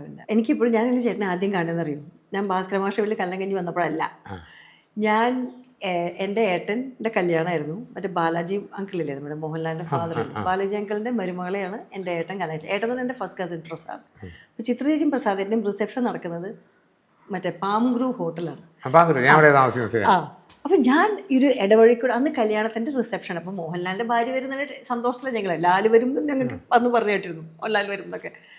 ഞാൻ നോക്കുമ്പോൾ എന്ന് വെച്ചാൽ ഞാനും എൻ്റെ അനിയത്തി സോനിയ നടന്നു വരുമ്പോണ്ടല്ലോ, താങ്കൾ നടന്നു വരും ഓപ്പോസിറ്റ്, കൂടെ ഒരാളുണ്ട്, അതെനിക്ക് ഓർമ്മയില്ല ആരാന്ന്. അപ്പം ഞാനിങ്ങനെ നോക്കിയിട്ട് മണിമല രാജു എന്നപ്പോൾ എന്നെ നോക്കിയിട്ട് ഹലോ പറഞ്ഞ് പോയി. ഓട്ടോൻ്റെ സമയത്തായിരുന്നു. അപ്പം അങ്ങനെ എനിക്കൊരു കണ്ട ഓർമ്മയുണ്ട്. അപ്പോൾ ഈ അങ്ങനത്തെ സിനിമകൾ ചേട്ടൻ ചെയ്ത കണ്ണെഴുതി പോട്ട് വന്നിട്ട് auto, hello my dear wrong number, ഇനി ഒരുപാട് നല്ല പടങ്ങൾക്കൊന്നും ഇങ്ങനൊരു പ്രൊമോഷൻ്റെ ആവശ്യം വന്നിട്ടില്ല, ഇല്ലേ? ഒരു പോസ്റ്റർ ഇറങ്ങുന്നു ഞാനൊക്കെ കാണുന്നു. ഞാൻ പറയും, ഈ പ്രൊമോഷൻ്റെ കാര്യത്തിനകത്ത് വേറൊരു കാര്യമുണ്ട്, അത് ഞാൻ വളരെ ഓപ്പണായിട്ട് പറയാം. ഉദാഹരണം, എല്ലാവരും അല്ല, ചില ഓൺലൈൻകാർ വന്നിട്ട് നമ്മുടെ ഒന്ന് 8 ലക്ഷം രൂപ, 10 ലക്ഷം രൂപ, 15 ലക്ഷം രൂപ വാങ്ങിച്ച് എനിക്കറിയാം. എൻ്റെ നോക്കി വാങ്ങിച്ചിട്ടുണ്ട്, അത് വാങ്ങിക്കും. എന്നിട്ട് അവരൊരു 10-25 രൂപ വരാറുണ്ട്, വന്നിട്ട് ഇതെല്ലാം എടുക്കും. അപ്പം നമ്മുടെ അടുത്ത് പറയും, ചില ടീമിന് 50,000 കൊടുക്കണം, ചിലതിന് 70,000, ചിലതിന് ഒരു 3,000 ചേട്ടാ, അങ്ങനെയൊക്കെയാണെന്ന് പറയും. പക്ഷേ നമ്മളറിയുന്നത് എല്ലാവരും അല്ലാന്ന് എടുത്തെടുത്ത് പറയുന്നുണ്ട്, എന്നെ കയറി ക്രൂശിക്കരുത്. ഇതിൽ ചില ടീമുകൾ ഈ നമ്മുടെ 15 ലക്ഷം രൂപ വാങ്ങിച്ചിട്ട് ഈ വരുന്നവർക്ക് 1000 രൂപ പോലും കൊടുക്കത്തില്ല. സത്യം. അതെ, ഞങ്ങളൊക്കെ എത്ര പ്രൊമോട്ട് ചെയ്തിരിക്കുന്നു. അതാണ്. എന്നിട്ട് അവർ ചെയ്യും. പണ്ടൊക്കെ നമ്മൾ സെറ്റിൽ ഷൂട്ടിങ്ങിന് വരുമ്പോൾ നാനയോ വെള്ളി നക്ഷത്രമൊക്കെ വരുമ്പം അവർ നമ്മുടെ സെറ്റിൽ നിന്ന് വരുന്നവരും ഭക്ഷണം കഴിക്കും സന്തോഷമായിട്ട്. എന്നിട്ട് നമ്മുടെ സ്റ്റിൽസ് വാങ്ങിച്ചുകൊണ്ട് പോകും. അവർക്ക് അത് വെച്ചിട്ട് അവർ പബ്ലിസിറ്റി ചെയ്യും. അങ്ങനെ അവരുടെ മാഗസിൻ റണ്ണിങ്, അവർക്കാണ് കണ്ടന്റ് കിട്ടുന്നത്. അതെ. ഇത് നമ്മൾ ഇവർക്കൊരു യൂട്യൂബുകാർക്ക് ഒരു കണ്ടന്റ് കൊടുക്കുകയാണ്, അവർക്ക് അത് വെച്ചിട്ട് ആഡ് കിട്ടും, വേറെ മൈലേജിലുണ്ട്, നമുക്കൊന്നും കിട്ടത്തില്ല, നമ്മൾ അങ്ങോട്ട് പൈസ കൊടുക്കുന്ന രഞ്ജിത്ത് ഈ തുടരുന്നുള്ള പടത്തിന് കൊടുത്തിട്ടേ ഇല്ല. അവർക്കത് പക്ഷേ ഇടാതിരിക്കാൻ പറ്റില്ല. എന്തറിയാം, മോഹൻലാൽ ശോഭന എന്ന് പറയുന്ന സംഭവം വരുന്നത് എത്രയോ വർഷത്തിന് ശേഷമാണ്, 19. അപ്പോൾ അവർക്കൊക്കെ അതൊരു കണ്ടന്റാണ്. രഞ്ജിത്ത് പൈസ കൊടുത്തത് ഇത് പറഞ്ഞപ്പോഴാണ് ചേട്ടൻ പല ഡയറക്ടേഴ്സിനോട് വർക്ക് ചെയ്തിട്ട് ലാസ്റ്റ് ഈ തരുൺ മൂർത്തി എന്ന് പറയുന്ന ആളുടെ കൂടെ ന്യൂ ജനറേഷൻ ഡയറക്ടറിൽ. അപ്പോൾ ഈ തുടരുമ്പോൾ എനിക്ക് ഏറ്റവും ഇഷ്ടമായ സീൻ ഇതിൽ ലാൽസറിൽ നടന്നു പോകുമ്പോൾ താങ്കളുടെ ഒരു നോട്ടമുണ്ട് ഈ ജയിൽ ലാസ്റ്റിൽ. ആ ഒരു ഭയങ്കര രസമുള്ളൊരു നോട്ടമാണ്. അത് നമ്മൾ ശ്രദ്ധിക്കും. അത് എന്താ കാര്യം വെച്ച് കഴിഞ്ഞാൽ, ഈ തമിഴിലൊക്കെ മുമ്പ് അഭിനയിക്കുമ്പോൾ ഡയറക്ടേഴ്സ് പറയും, അതായത് അമ്മ നമുക്ക് നല്ല എക്സ്പ്രഷൻ വേണം, അതായത് നിങ്ങളിത് കണ്ട് ഭയക്കുന്നതാണ്, അതിന് കണ്ണ് പിരിശി ചേർക്ക് എന്ന് അവർ ആക്ടറിനെ കൊണ്ട് പറഞ്ഞു ചെയ്യിക്കും. പക്ഷെ മലയാളത്തിലെ ഡയറക്ടേഴ്സ് പറയും അഭിനയിക്കരുത്, ദയവ് ചെയ്ത് ബിഹേവ് ചെയ്താമെന്ന് പറയും. അപ്പോൾ എന്നെ കുട്ടിച്ചനായിട്ട് റെക്കമെൻഡ് ചെയ്തത് രഞ്ജിത്താണ്. അപ്പോൾ എനിക്ക് പരിചയമില്ല തരുൺമൂർത്തി, അങ്ങനെ ദുബായ് ഒരു ഷോയിൽ വെച്ച് കണ്ടിട്ടേ ഉള്ളൂ. അന്ന് കണ്ടപ്പോൾ ഞാൻ പറഞ്ഞു എന്തെങ്കിലും ചെറിയ വേഷം വന്നാലും വിളിക്കണം. നമ്മൾ കട തുറന്നിട്ടിരിക്കുകയല്ലേ, അപ്പം പുള്ളി പറഞ്ഞു തീർച്ചയായിട്ടും ചെല്ലാം. അങ്ങനെ എൻ്റെ പേര് റെക്കമെൻഡ് ചെയ്തപ്പം ചേട്ടൻ ചെയ്യുമോ എന്ന് തരുമ്പോൾ രഞ്ജിത്ത് പറഞ്ഞു ഇല്ല, ഈസ് ജെന്യുവൻ, ഫേക്ക് അല്ല അയാൾ. അപ്പം രഞ്ജിത്ത് പറഞ്ഞു ചെയ്യും, സീരിയസ് സീനും ചെയ്യും, ഹ്യൂമർ സീനും ചെയ്യും.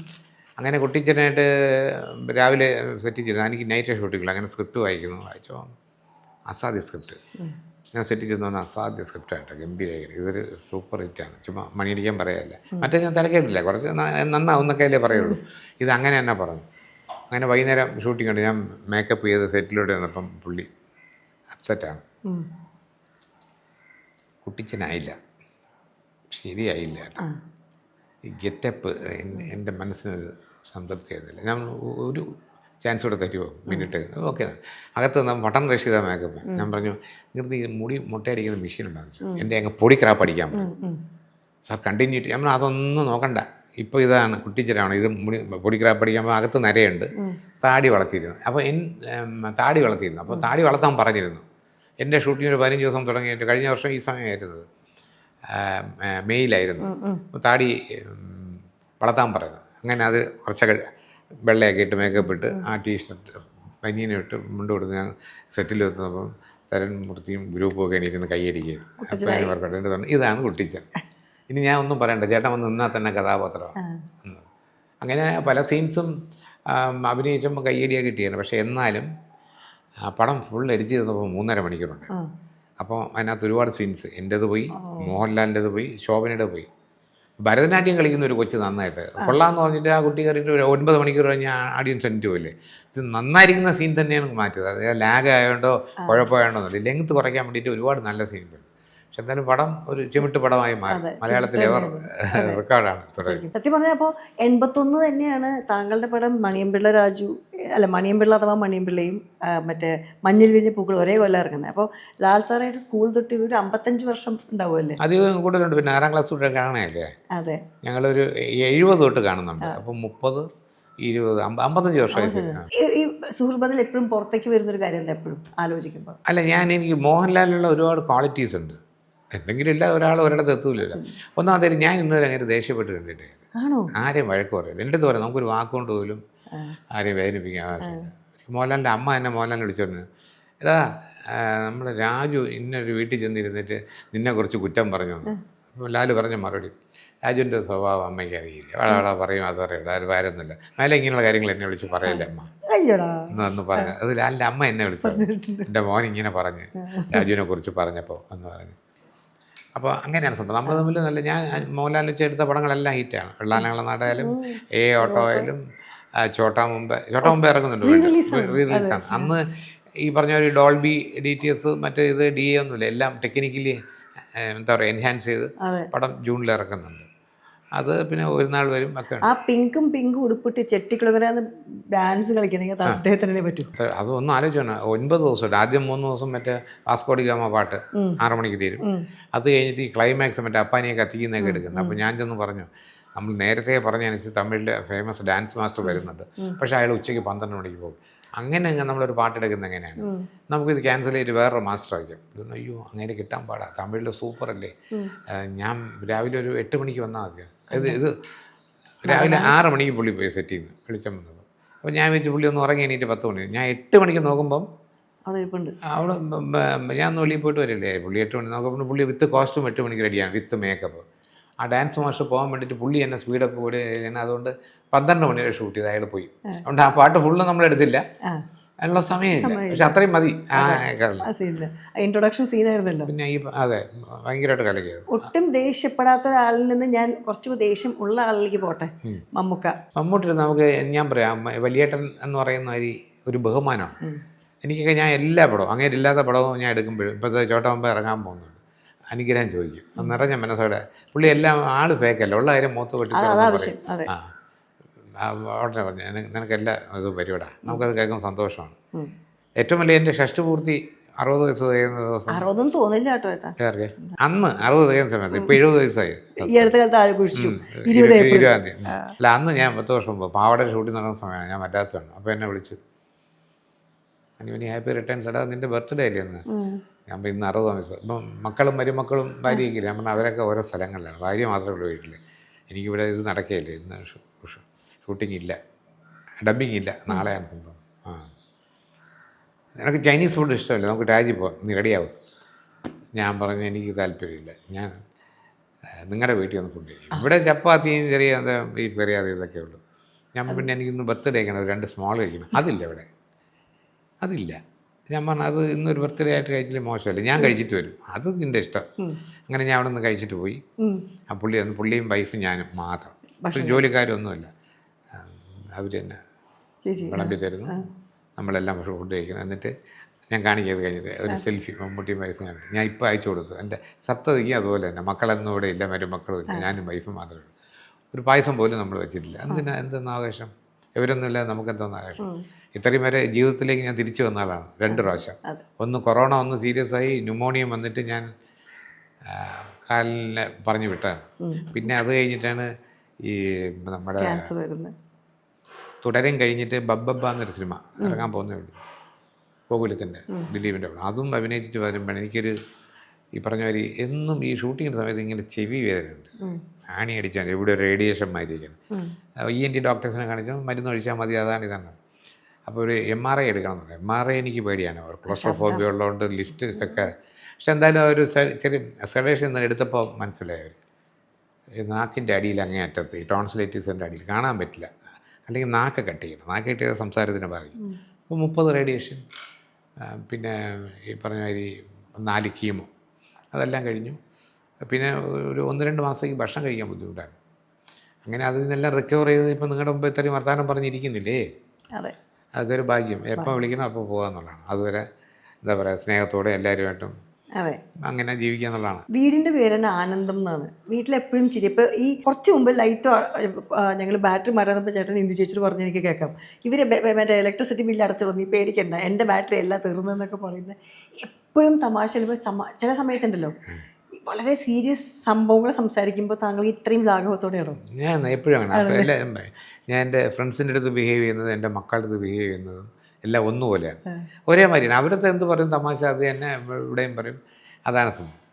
അപ്പം 2 കാര്യങ്ങളാണ് ആനന്ദം തട്ടുക. ഒന്ന് നമ്മൾ ആഗ്രഹിക്കുന്നത് നമ്മളുള്ള ഒരു ആംബിയൻസ് അറ്റ്മോസ്ഫിയറിൽ എല്ലാവരും ചിരിച്ച് ആനന്ദമായിരിക്കണം എന്നുള്ളതാണ്. 2 ഇന്ദിരയുടെ അമ്മ മരിച്ചു പോയല്ലോ കല്യാണത്തിന് മുമ്പ്, അവരുടെ പേര് ആനന്ദവല്ലി അമ്മ. അപ്പോൾ ആ ആനന്ദം അതും കൂടെ ചേർത്തിട്ടാണ്. ഇത്ര തന്നെ വെച്ചെങ്കിൽ ചേട്ടൻ്റെ കംപ്ലൈൻറ്റ് ചേട്ടന് ഒരു ലൈറ്റും എനിക്ക് 2 ലൈറ്റും, ആ പ്രശ്നമാണ്. അതാണ് ഇവിടെ എല്ലാ ലൈറ്റും അങ്ങോട്ട്. ചേട്ടൻ താരമല്ലേ, ഞാൻ കുട്ടി താരം, അപ്പോൾ എനിക്ക് കുറച്ച് ലൈറ്റ് അധികം. എന്നാൽ പിന്നെ എനിക്ക് ഇനി അടുത്ത ഇൻ്റർവ്യൂ എടുക്കുമ്പോൾ ഇവർക്ക് ലൈറ്റ്, എനിക്ക് ടോർച്ച് ലൈറ്റ് ഞാൻ ഇങ്ങനെ വെച്ചോണ്ടിരിക്കാം, എനിക്കുള്ള ലൈറ്റ് മതി. എനിക്ക് മേടിച്ചേട്ടൻ്റെയും ബീന പോളുടെയും മോളുടെയും കല്യാണത്തിന് നമ്മൾ പോയി, ഓർമ്മയുണ്ടോ? എവിടെ ചേരുന്നത്? നമ്മുടെ ഇവിടെ ട്രാവൻകൂർ ഹാളിൽ. അപ്പോൾ മാളു കല്യാണം കഴിച്ചത് ഫോറിനറിലാണ്. അപ്പോൾ നമ്മൾ 2 കയറി ചെന്ന്, അപ്പോൾ അവരുടെ ഒരുപാട് കസിൻസ് വന്നിട്ടുണ്ട്. അപ്പോൾ നമ്മൾ കുറേ സ്റ്റാർസ് നിങ്ങളെല്ലാം നിൽപ്പുണ്ട്. അപ്പോൾ ചേട്ടൻ പറഞ്ഞ ജോക്ക് ഞാൻ ഇപ്പോഴും പറഞ്ഞിരിക്കുക, ബീനെ ഇവർ വിളിച്ചു. അപ്പോൾ കുറേ ഫോറിനേഴ്സ് ഉണ്ട്, ഇവരൊക്കെയും കോവളത്ത് നിന്ന് വന്ന ബാറ്റ തീരാറായി കേട്ടോ, ഇവരെയൊക്കെ പറഞ്ഞു ബീന മിണ്ടാതിരിക്കും, അജു ഇതെൻ്റെ മകളുടെ ഭർത്താവിൻ്റെ ബന്ധുക്കളാ. അല്ലേ സാഹിബന്മാർ. ഞാൻ വെച്ച് ജൂനിയർ ആർട്ടിസ്റ്റിനെ അറേഞ്ച് ചെയ്യുന്നു. ആൾക്കാർ അറേഞ്ച് ചെയ്യില്ല അതുപോലെ. അതെ, ഇങ്ങനെ ഈ സമയാസമയത്ത് സ്ക്രിപ്റ്റിൽ നിങ്ങൾക്ക് വരും. അപ്പോൾ ഈ സമയാസമയത്ത് ഇത് എങ്ങനെയാണ് വരുന്നത്? ഗിഫ്റ്റ് ഓഫ് ദ ഗ്യാപ്പ് ഇംഗ്ലീഷിൽ പറയുന്നത് ഗ്യാപ്പ് എന്നാണ്. Gap, GAP, gift of the gap. അതാണ് സ്പോണ്ടേനിയസ് ആയിട്ട് വരിക. വായിൽ സരസ്വതി എന്ന് പറയും. അത് തന്നെ. അത് ഞാൻ പറഞ്ഞില്ലേ, സ്പോണ്ടേനിയസ് വരുന്നത് ശ്രീനിവാസൻ പറയുന്നത് രാജു എന്താണ് പറഞ്ഞതെന്ന് പറയാൻ പോകുന്നതെന്ന് രാജുവിന് തന്നെ അറിഞ്ഞൂടാ. ഒരു ഫ്ലോയിൽ അങ്ങ് ഒരു എടുത്ത് അങ്ങ് ഇടും, അങ്ങ് പറഞ്ഞു അതങ്ങ് ഒത്തുപോകുന്നു. ഈ ഒത്തുപോകാതെ ചില സമയത്ത് ഓപ്പോസിറ്റ് ആൾക്ക് ചിലപ്പോൾ ഇഷ്ടപ്പെടാണ്ട് അങ്ങനെ വന്ന കേസുകളുണ്ട് ചിലർ. പക്ഷേ എനിക്ക് വലിയ ഞാനൊരു തമാശ പറഞ്ഞില്ല, ചേട്ടാ അങ്ങനെ പറഞ്ഞല്ലോ എന്ന് പറയുമ്പോൾ എനിക്ക് ഭയങ്കര സങ്കടം. ഞാൻ അതൊന്നും ഉദ്ദേശിച്ച് പറഞ്ഞതല്ല. പക്ഷെ ഒരാളെ ഞാൻ പിന്നെ സോറി പറയും, ഒരാളെ ഹർട്ട് ചെയ്യുന്നതും വേദനിപ്പിക്കുന്നതും അല്ലെങ്കിൽ ബോഡി ഷേമിംഗ് ഒന്നും ഞാൻ പറയത്തില്ല, പറയാൻ പാടില്ല. ഇപ്പോഴാണ് ഈ നിയമം വന്നത്. പണ്ട് ഞാൻ ഒരാളുടെ വൈകല്യത്തെയൊന്നും, അയാൾക്ക് എനിക്ക് 2 കാലും ദൈവം നേരെ തന്നു, അയാൾക്ക് കാല് വയ്യാതായത് സംഭവമാണ്. അയാൾ പോകുമ്പോൾ മൊണ്ടിന്ന് വിളിച്ചാൽ അത് മോശമല്ലേ, അത് ചെയ്യാൻ പാടില്ല. ഈ ഒരു എൻറ്റയർ ജീവിതത്തിൽ, ഈ സിനിമാ ജീവിതത്തിൽ ഏറ്റവും അധികം ചില കോൺവെർസേഷനുകളിൽ ചിലവരെ മീറ്റ് ചെയ്തപ്പോൾ ജീവിതത്തിൻ്റെ ചില കാര്യങ്ങൾ മാറിയിട്ടുണ്ടോ? ഒരാൾ വൈഫല്ല, വേറെ ആരെങ്കിലും സിനിമാ ജീവിതത്തിൽ അവർ മാറിയിട്ടുണ്ടാകും. അല്ല, അവർ താങ്കളിൽ വന്നപ്പോൾ ചില മാറ്റങ്ങൾ താങ്കൾക്ക് വന്നിട്ടുണ്ട്? ഒരു കോൺവെർസേഷൻ, ഒരു സെറ്റിൽ വെച്ചുണ്ടായ ഒരു സംഭവം. ഞാൻ ഒരു സമയത്ത് ഒരേ ദിവസം 3 പടത്തിൽ അഭിനയിക്കുന്നുണ്ട്. പൈതൃകം എന്നുള്ള പടം ഗുരുവായൂർ.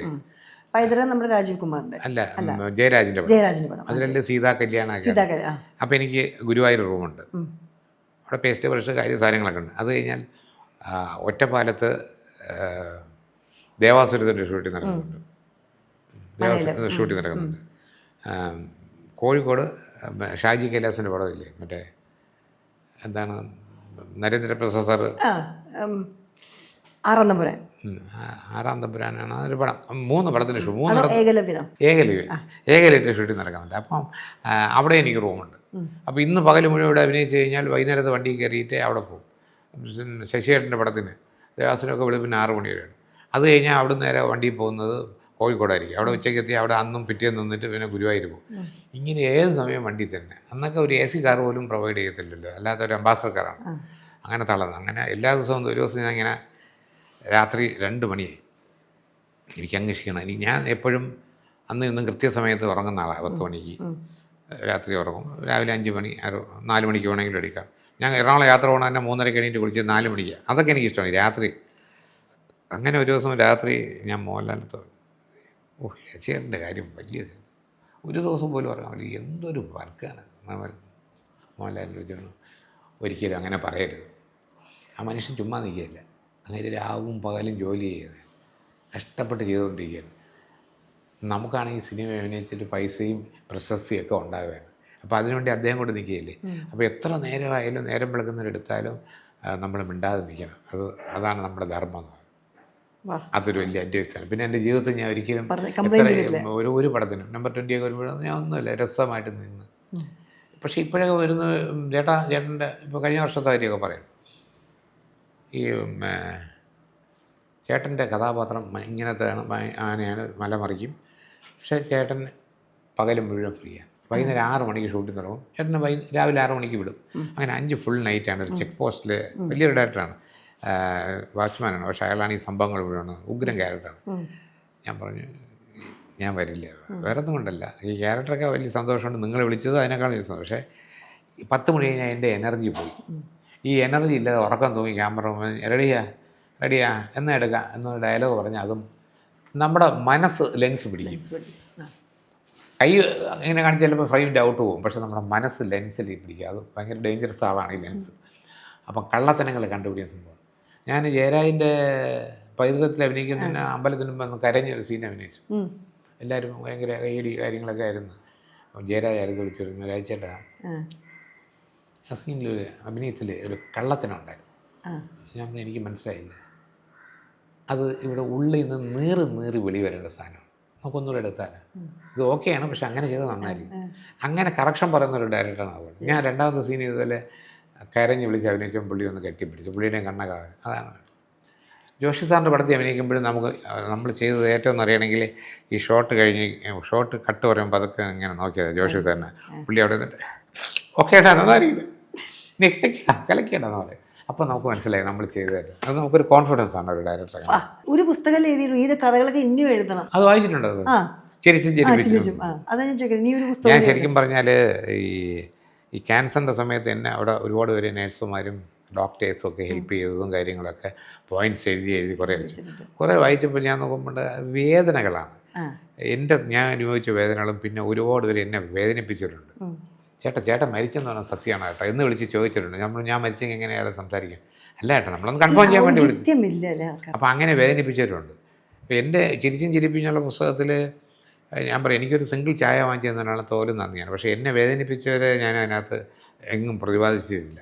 അപ്പോൾ ഇതിനകത്ത് അത് പലർക്കും വേദനിക്കുന്നതുകൊണ്ട് ഞാൻ അതങ്ങനെ പുസ്തകമാക്കാതെ വച്ചുണ്ട്. ഈ ഇത്രയും കാലത്തിൻ്റെ ഇടയിൽ ഇപ്പോൾ ഒരു 75 നിൽക്കുന്ന ആ സുധീർ കുമാറിനോട് ഇപ്പോഴത്തെ രാഹുൽ ചേട്ടൻ എന്തൊരു അഡ്വൈസാണ് കൊടുക്കുക? എന്തായാലും ഞാൻ പറയും, നമുക്കൊരു 2-3 കാര്യം. ഒന്ന്, നമുക്കൊരു ലക്ഷ്യം ഉണ്ടാവണം, ഒരു പോയിൻ്റ് ഉണ്ടാവണം. അത് അച്ചീവ് ചെയ്യാനായിട്ട് നമ്മൾ പലതും സാക്രിഫൈസ് ചെയ്യേണ്ടി വരും. എന്നാൽ നമ്മുടെ ക്യാരക്ടർ പോകാനും പാടില്ല. അതിൻ്റെ അടുത്തൊരു പാഷൻ ഉണ്ടായിട്ട് കഠിനാധ്വാനം തന്നെയാണ് ഒരു വഴി. ഈശ്വരാധീനം വേണം. ഇപ്പം ഞാൻ പണ്ട് കുട്ടികളത്തൊക്കെ പറയും, നമ്മൾ നടന്നു പോകുമ്പോൾ ഒരു മാമ്പഴം നിൽക്കണമെങ്കിൽ ആദ്യം മനസ്സിലൊരു ആഗ്രഹം ഉണ്ടാവണം, ആ മാങ്ങ വേണം. അല്ലെങ്കിൽ ചുമ്മാ നടന്നങ്ങ് പോകില്ല അത് വഴി. അപ്പോൾ നമ്മൾ എന്ത് ചെയ്യും, ഒരു കല്ലെടുത്തെറിയും, അല്ലെങ്കിൽ ഒരു തോട്ടി കിട്ടും, അല്ലെങ്കിൽ പതുക്കെ മതിൽ കയറി അതിൻ്റെ കൊണ്ടേ കയറി അത് പറയും. നമ്മളത് അച്ചീവ് ചെയ്യും, കിട്ടും. അതിൽ നിങ്ങളുടെ മനസ്സിലൊരു ആക്ടർ ആവണമെന്ന് ആഗ്രഹം ഉണ്ടെങ്കിൽ നിങ്ങൾ അതിനുവേണ്ടി വർക്ക് ചെയ്യണം. ഞാനൊക്കെ സിനിമ എനിക്ക് നേരത്ത് കേരളത്തിൽ ഒരു ഷൂട്ടിങ്ങും ഇല്ല, എല്ലാം മദ്രാസിലാണ്. ഒരു സ്റ്റുഡിയോയിൽ ചെന്നാലും അകത്ത് കയറ്റത്തില്ല. ഞാൻ ആദ്യം ചാൻസ് ചോദിച്ചു പോയത് ഈ ശ്രീകുമാരൻ തമ്പി സാറിൻ്റെ വീട്ടിൽ പോകുന്നതിന് മുമ്പായിരുന്നു. അതിന് ശേഷം എൻ്റെ ആൽബമൊക്കെ ആയിട്ട് ആദ്യം വിൻസെൻ്റ് മാഷെ കാണാൻ പോയി. വിൻസെൻ്റ് മാഷ വീട്ടിലോട്ട് ക്യാമറാമാൻ, ഡയറക്ടർ അന്ന് അനാവരണമൊക്കെ എടുക്കുന്ന സമയത്തും പുതിയ ആൾക്കാർ വെച്ച പടം ചെല്ലുമ്പം ഞാൻ അദ്ദേഹത്തിന് വീട്ടിൽ ചെല്ലുമ്പം 2 ദോശയും ഒരു പ്ലേറ്റും എൻ്റെ മൂക്കിൻ്റെ അടുത്തൂടെ പോയി. പുള്ളി ഭയങ്കര ഷോർട്ട് ടെമ്പറായിരുന്നു. അപ്പം പുള്ളി എന്തോ വഴക്കുണ്ടായിട്ട് വീട്ടിൽ നിന്ന് ഇറങ്ങുന്ന സമയത്താണ് വണ്ടി വാൻ ഇങ്ങനെ സൗണ്ട്, വണ്ടി വാൻ. ഞാൻ അഭിനയിക്കാൻ വന്നതാണ്. നോ ഇവിടെ ഒന്നുമില്ല എന്ന് പറഞ്ഞിട്ട് അങ്ങ് നടന്നങ്ങ് പോയി. അത് പറഞ്ഞു. പിന്നെ AB രാജ് സാറിൻ്റെ വീട്ടിൽ പോയി. അപ്പോൾ ASA സ്വാമി എന്നുള്ള ഡയറക്ടർ MGRനെയും ശിവാജി ഗണേശൻ സാറിനെ കുറിച്ച് പടം എടുത്തിട്ടുള്ളതാണ്. അങ്ങേരുടെ 7ാമത്തെ അസിസ്റ്റൻ്റായിരുന്നു AB രാജ് സാർ. അപ്പം അങ്ങേര് വരുന്നത് ഈ കത്തുമായിട്ട് വരുന്ന സുധീർ കുമാർ, ഇവിടുത്തെ ഏറ്റവും നല്ല സ്റ്റുഡൻ്റാണ്, ബെസ്റ്റ് ആക്ടറാണ് കൺസിഡർ ചെയ്യുന്നത്. അപ്പം ഞാൻ കത്തുമായിട്ട് ചെല്ലുമ്പോൾ അവിടെ നിന്നൊരു പെറ്റിക്കോട്ട് മാത്രമായിട്ടൊരു പെൺകുട്ടി നിൽക്കുന്നു 7 വയസ്സുണ്ട്. നമ്മുടെ AB രാജ് സാറല്ലേ, വാ എന്താ, ഞാൻ അകത്തോട്ട് കയറി വരാൻ വാ, ഹാളിൽ കയറി ചെറിയ വീടാണ്. ഹാളിൽ കയറിയിട്ട് അതാ ഒരു കട്ടൻ ഇട്ടിട്ടുണ്ട്, ഒരു ലുങ്കി മാത്രം എടുത്തോണ്ടായിരുന്നു. ഞാൻ കട്ടൻ മാറ്റിയിട്ട് സാറിന് വിളിച്ചു, ആരെയാണ്? ഞാൻ പിന്നെ ഇറങ്ങി പുറത്ത് നോക്കിയിടോ, അഭിനയിക്കാൻ വന്ന് ബെഡ്റൂമിൽ അത് കയറിയാണ്. ഞാൻ പറഞ്ഞു, കൊച്ചു പിള്ളേർ പറഞ്ഞാൽ അത് കേൾക്കാണ് ഇയാൾ. ഇറങ്ങി ഞാൻ ഈ ആൽബമായിട്ട് വെളിയിറങ്ങിയപ്പോൾ ഈ പുള്ളിയുടെ അളിയനെ ഞാൻ ആ ചന്ദ്രമോഹനിൽ ഫുഡ് കഴിക്കുമ്പോഴേ കാണാറുണ്ട്. അപ്പോൾ അവിടെ പുള്ളി എൻ്റെ മുഖം വല്ലാതെ, ഞാൻ പെട്ടെന്ന് അപ്സെറ്റാകും, കണ്ണ് നിറയൊക്കെ ചെയ്യുന്നത്. എന്താ വല്ലാതെ പറഞ്ഞു. ഞാൻ ഇതാണ് സംഭവം, ഈ കത്ത് കൊടുക്കാൻ വന്ന ഇങ്ങനെ മോള് വിളിച്ചോണ്ട് അകത്ത് പോയി. ചീത്ത എൻ്റെ തെറ്റാണ് ആ കുട്ടി വിളിച്ചത്. 1 മിനിറ്റ് സുധീരെ, കത്ത് കൊണ്ടകത്ത് പോകുന്നു. അങ്ങനെ വായിച്ചിട്ട് ഇറങ്ങി വിളിയോ. ASA സ്വാമി പറഞ്ഞിട്ട് വന്നാലേ എൻ്റെ ഗുരുവാണ്, എൻ്റെ ദൈവമാണ്. ഒരു വീട്ടിൽ വന്ന് അങ്ങ് അകത്ത് കയറി വന്നോണ്ട് ഞാൻ പറഞ്ഞതേ ഉള്ളൂ. ഞാൻ പറഞ്ഞു, കുട്ടി വിളിച്ചോണ്ട് കുട്ടി വിളിക്കും, അവർക്ക് അറിഞ്ഞൂടായിരുന്നു. അല്ലെങ്കിൽ അയാൾ വന്ന നല്ല സമയത്താണ്. എൻ്റെ സീമന്തപുത്രൻ എന്നുള്ള പടം തുടങ്ങുന്നുണ്ട്. അതിനകത്തൊരു വേഷമുണ്ട്, സേലത്ത് വെച്ചിട്ടാണ്. ഞങ്ങൾക്ക് വേഷമാണ്. താമസിക്കുന്ന എവിടെ എന്താണെന്നുള്ള ഹോട്ടൽ നമ്പറൊക്കെ രാജൻ്റെ കൊടുത്താൽ മതി പറഞ്ഞിട്ട്. അന്നത്തെ ആ കുട്ടി പിന്നെ പിൽക്കാലത്ത് വലിയ നടിയായി, ശരണ്യ. പിന്നെ വേറൊരു സ്ഥലത്ത് വേറൊരു ഡയറക്ടർ, പേര് പറയില്ല, അദ്ദേഹം ഇങ്ങനെ പുതിയ ആൾക്കാരെ വെച്ച് പടം എടുക്കുന്നു. മലയാളത്തിലൊരു വലിയ നടിയാണ് കല്യാണം കഴിച്ചത്. 2ാമത്തെ നിലയിൽ ഞാൻ കയറി ചെന്നു. വാതിൽ ചെറുതായിട്ടുണ്ട്. ഞാൻ ഇങ്ങനെ ബെല്ലടിച്ചിട്ട് ബെല്ല് കേൾക്കുക. അപ്പം ഞാൻ വാതിലിങ്ങനെ തള്ളി തുറന്നപ്പോൾ കാണുന്നത് ആ സ്ത്രീയെ കുനിച്ച് നിർത്തിയിട്ട് ഇയാൾ ഇടിക്കുന്ന സീനാണ്. ഞാൻ തിരിച്ചു പോകാൻ നിർത്തി വണ്ടി ഈ ഡോർ സൗണ്ട് കേട്ടപ്പോൾ അങ്ങനെ നോക്കിയിട്ട്, ആരാ എന്താ? ഞാൻ സാറ് പുതിയ പടമാണ്. ആ പുതിയ പടത്തിൻ്റെ വർക്കൊക്കെ കഴിഞ്ഞു, അതെല്ലാം കഴിഞ്ഞ സംഭവം. ഇനിയിപ്പം പുതിയ പടമൊന്നും എടുക്കുന്നില്ല. ആ സമയത്ത് അറിയുമ്പം വന്നാൽ മതി. ശരി. അപ്പം ഇങ്ങനെ തിക്ത അനുഭവങ്ങളുടെ ഇത്രയും ചിരിപ്പിക്കാൻ ആൾക്കാരെ പെട്ടെന്ന് വലിയ കഴിവാണ്. അങ്ങനെ അന്ന് എന്നും ഈ ഏറ്റവും അധികം തമാശകൾ താങ്കൾ കേൾക്കുന്നത് ഇന്നലെ ചേച്ചി ആയിരിക്കുമല്ലോ. എല്ലാം പറയും, കൗണ്ടർ പറയും. കൗണ്ടർ പറയോ? മിടുക്കി. ഇവിടെ ഈ 2 ലൈറ്റിന്റെ പ്രശ്നം വന്നപ്പോൾ ചേച്ചി വന്ന് 2 ലൈറ്റ് ഇട്ടപ്പോൾ എന്നോട് പറഞ്ഞു, ചീഫ് ലൈറ്റിംഗ് എക്സ്പെർട്ട് ഇന്ദിരാന്ന് കൊടുക്കുക. കറക്റ്റാണ്. നിങ്ങൾക്ക് മാത്രം ലൈറ്റ്, ഹസ്ബൻഡിന് കുറവെന്ന് തോന്നി അവർക്ക്. അതാണ് പാവം. അതെ, എനിക്ക് ഓർമ്മയുണ്ട് ചേച്ചി ഒരു ഡിസൈനിങ് ഇത് തുടങ്ങിയപ്പോൾ അതിൽ നിങ്ങൾ അപ്പം എൻ്റെ അടുത്ത് ഒന്ന് കുറേ കളിയാക്കി, ഈ നല്ലതൊന്നും അല്ല കേട്ടോ, ഒന്നും മേടിക്കേണ്ടെന്ന് പറഞ്ഞു എന്നോട്. അല്ല, പക്ഷെ വെളിയിലൊന്നും ചെയ്യത്തില്ല, സ്വന്തം ആവശ്യത്തിന് മാത്രം. പിന്നെ ആരെങ്കിലും ചോദിച്ചാൽ ഫ്രീ ആയിട്ട് ഉണ്ടാക്കി കൊടുക്കും, വല്ല പ്രൊഫഷണലായിട്ട് ചെയ്യാൻ താല്പര്യമില്ല, അതൊന്നും ഇഷ്ടമില്ല. ചേച്ചി എങ്ങനെ ആദ്യമായിട്ട് ഇവിടെ തിരുവനന്തപുരത്താണോ ചേച്ചിയുടെ വീട്? ഞാൻ എൻ്റെ ഒരു ഫ്രണ്ടുമായിട്ട്, മണിയെന്ന ഒരു ഫ്രണ്ടുമായിട്ട് ചിരിയൊക്കെ കഴിഞ്ഞ് കൊല്ലം വഴി പോകുമ്പോൾ പറഞ്ഞു എൻ്റെ അച്ഛൻ്റെ അനിയൻ്റെ ചിറ്റപ്പൻ്റെ വീടുണ്ട് ഇവിടെ, ചിറ്റപ്പൻ എന്ന് പറയുന്നത് ഇളയച്ചന്. അപ്പോൾ അവിടെ ചെന്ന് നിൽക്കുന്നു ഇളയച്ചന്. അപ്പോൾ അങ്ങനെ നിന്നപ്പോൾ അങ്ങ് വരാന്ത ഞാൻ വെളിയിൽ നിൽക്കുന്ന മുറ്റത്ത്, വരാന്ത ഒരു ഹാള്, അത് കഴിഞ്ഞ അപ്പുറത്ത് പുരയിടം കാണുന്നുണ്ട്. അതുവഴി ഒരു പെൺകുട്ടി ഇങ്ങനെ പാസ് ചെയ്ത് നടന്ന് നോക്കി, നല്ല കണ്ണ് നന്നായിരിക്കുന്നത്. ഞാൻ മണിയെടുത്ത് വെച്ച് ഇതാരാണ്, ചിറ്റപ്പൻ്റെ മോൾ, അവർക്ക് മക്കളില്ലാതിരുന്നിട്ട് ലാസ്റ്റിൽ ഞാൻ പറഞ്ഞു കല്യാണം ഒക്കെ നോക്കുന്നുണ്ടോ അല്ലേ, ചോദിക്കാൻ പറ്റുമോ? അതേ എക്സ് മിലിറ്ററിയാണ്, സിനിമ അറിയുന്നുണ്ടെന്നാ ചോദിക്കാന്ന് പറഞ്ഞു. അങ്ങനെ പുള്ളി ചോദിച്ചു. ഇത്രേ കണ്ടുള്ളൂ, സംസാരിച്ചിട്ടില്ല, ഒന്നുമില്ല. പിന്നെ ഞാൻ പോകാൻ നേരത്തെ ഡോറിൻ്റെ സൈഡിൽ പകുതി ഇതൊക്കെ കണ്ടു എന്ന് തോന്നുന്നു. കണ്ണാണ് തള്ളിയിട്ട് കളഞ്ഞത്, പാവാടയും ഇറക്കമുള്ള ഒരു ബ്ലൗസുമാണ്. അങ്ങനെ ഞാൻ പോയി. അത് കഴിഞ്ഞ് കുറച്ച് ദിവസം കഴിഞ്ഞപ്പോഴത്തേക്കും പറഞ്ഞു അവർക്ക് കുട്ടിക്ക് ഇൻട്രസ്റ്റഡാണ്, പക്ഷേ പാരൻസിന് താല്പര്യം സിനിമയാണ്, സിനിമാക്കാർ കുഴപ്പമില്ല. അങ്ങനെ ഈ മണിയുടെ ചേട്ടൻ, ഗാന്ധിമതി മണി എന്നൊക്കെ പറയാം, ഗാന്ധിമതി മണിയുടെ ചേട്ടൻ വന്നപ്പോഴത്തേക്കും ഞാൻ സംസാരിച്ചു. അപ്പം അങ്ങേര് പോയി സംസാരിച്ചപ്പോഴത്തേക്കും ഏതാണ്ടൊന്ന് ഒതുങ്ങി. ഈ രണ്ടുപേര് പറയല്ലേ ബ്രദറിൻ്റെ സ്ഥാനത്ത് നിന്നുണ്ട്. അപ്പോൾ അങ്ങനെ ഇരിക്കുമ്പോഴാണ് സേതുമാധവൻ സാറ് ഡയറക്റ്റ് ചെയ്തൊരു പടം, കെ സേതുമാധവൻ സാർ. ഞാൻ ഒരു പടത്തിൽ അഭിനയിച്ചിട്ടുണ്ട്, അറിയാത്ത വിധി എന്ന പടത്തിൽ മെയിൻ റോളാണ്. മോഹൻലാലുണ്ട്, മോഹൻലാലിൻ്റെ അച്ഛൻ ജഡ്ജാണ് മധു സാറ്, അമ്മ സുകുമാരി ചേച്ചി, ഞാൻ മധു സാറിൻ്റെ മകനാണ്, എഡ്ജിയുടെ മകനാണ്. ഇത് ഡ്രൈവറാണ് മോഹൻലാൽ. എൻ്റെ കണ്ടെന്ന് വെച്ച് കഴിഞ്ഞാൽ ഈ അപ്പുറത്തെ വീട്ടിലെ വാടക താമസിക്കുന്ന മോഹൻലാലിൻ്റെ സിസ്റ്ററുണ്ട് സബിത ആനന്ദിനെ ഞാൻ കയറി ഒരു അറ്റംപ്റ്റ് നടത്തുമ്പോഴത്തേക്കും മോഹൻലാൽ വന്ന് പിടിച്ച് മാറ്റുകയും എന്നെ പിടിച്ച് മാറ്റുകയും തള്ളുകയൊക്കെ ചെയ്തപ്പോൾ ഈ തല പോയി അടിച്ചിട്ട് ആ കുട്ടി മരിച്ചു. ശരിക്കും ഞാനാണ് കൊലയായത്, പക്ഷേ മോഹൻലാൽ ആ കുറ്റം ഏറ്റെടുക്കുക. അങ്ങനെ ഞാനും കൂടെ പറഞ്ഞ് കോടതി വാദിച്ച് മോഹൻലാലിനെ തൂക്കിക്കൊല്ലാൻ വിധിക്കുക. എന്നിട്ട് ഞാനിങ്ങനെ വെള്ളമടിച്ച് ഈ കുറ്റബോധത്തിൽ നടക്കുന്നത്. എന്നിട്ട് ഞാൻ മധുസാറിൻ്റെ കാല് കെട്ടിപ്പിടിച്ച് വരും, ഞാനാണ് കൊന്നത്, പക്ഷെ മോഹൻലാലിൻ്റെ പേര് ഒന്ന് അയാളെ തൂക്കിക്കൊല്ലുകയും ചെയ്തു, ഇതാണ് പറയുന്നത്. അച്ഛൻ എണീറ്റ്, ഇവനെയാണോ കെട്ടാൻ പോകുന്നത്, കുറ്റം ചെയ്യാത്ത മോഹൻലാലിനെ തൂക്കിക്കൊല്ലേറ്റിനാണോ നീ വേണമെന്ന് പറയുന്നത്, ഇത് നടക്കില്ല എന്ന് പറഞ്ഞു. പിന്നെ ഈ സനൽകുമാറൊക്കെ പറഞ്ഞ്